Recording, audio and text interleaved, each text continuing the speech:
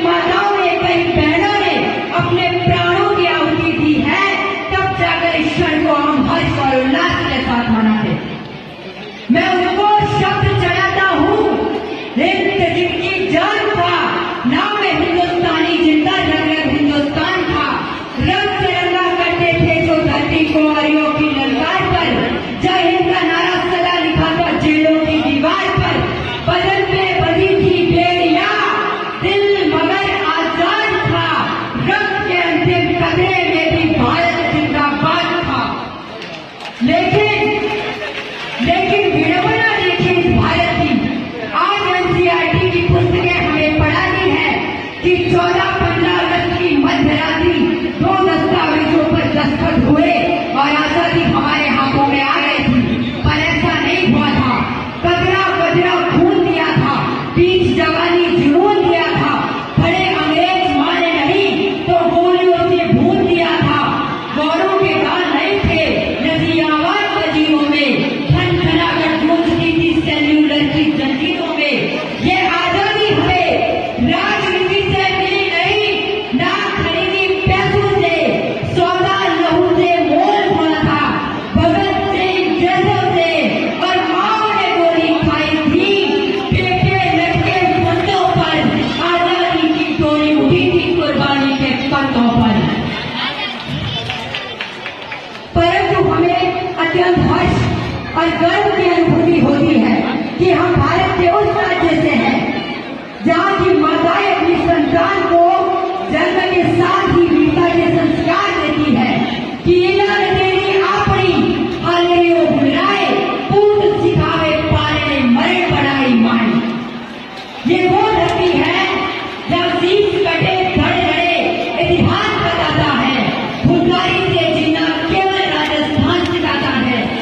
यहाँ राणा प्रताप की देशभक्ति है, चेतक सी स्वामी भक्ति है, घास की रोटी खाकर के भी हमें लड़ने की शक्ति है राष्ट्र सुरक्षित जो तलवारों की नोकों पे तोला करते हैं, और यहाँ मिट्टी के कण कण में राणा प्रताप तोला करते हैं।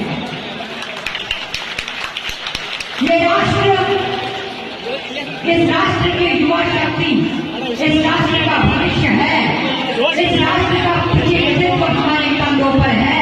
परंतु आज की युवा पीढ़ी जिस प्रकार से व्यसनों में व्यस्त है या इश्क में मदमस्त है, उसे देखकर ऐसा प्रतीत होता है कि राष्ट्र खतरे में पड़ सकता है। मैं उन युवाओं से कहना चाहूंगा कि डॉक्टर भीमराव अम्बेडकर कहते हैं कि किताबों से सच्ची या अच्छी कोई आशिकी नहीं हो सकती, कि किताबें जमी आसमान को बदल देगी, चांदनी को रात के महताब को बदल देगी, तो इश्क तो कई किताबों से वो तेरे हाथों की लकीरें बदल देगी। नाज़रीन निगाहों से ना देखो, हम दरिया में नहा के आए हैं, हवाएं क्या खास रास्ता रोकेंगी, हम तूफानों से टकरा के आए हैं। मैं उस युवा शक्ति को, उन युवाओं को, युवतियों को कहना चाहूंगा कि अपने हुनर, अपने कौशल, अपने स्किल को पहचानिए और अपने व्यक्तित्व का निर्माण कीजिएगा। यदि आप एक मछली हैं और आपको बाजों के संग उड़ाया जाए, यदि आप एक चिड़िया हैं और आपको मछलियों के संग तैराया जाए, तो आप कभी सफल नहीं हो सकते। इसलिए अपने हुनर को पहचान कर अपने व्यक्तित्व का निर्माण कीजिएगा। मैं अपनी वाणी को विराम देते हुए समस्त युवाओं को, युवतियों को, उनके भीतर उनके कौशल, छिपी हुई क्षमता को जगाने के लिए अपनी एक छोटी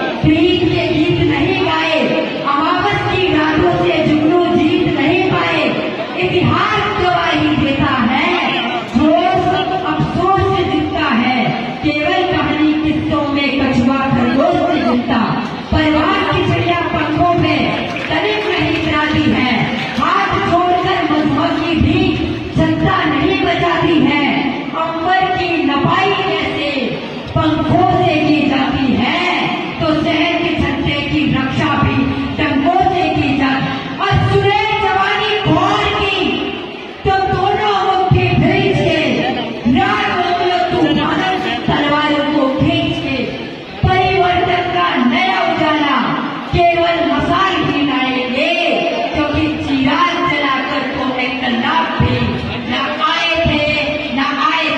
जय हिंद। कई वीरांगनाओं ने, कई माताओं ने, कई बहनों ने अपने प्राणों की आहुति दी है, तब जाकर इस क्षण को हम हर्ष और उल्लास के साथ मनाते।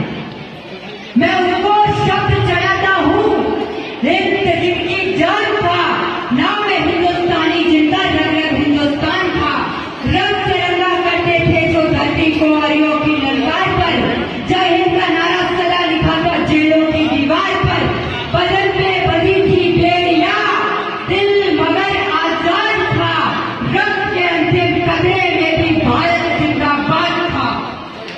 लेकिन विडंबना देखिए इस भारत की।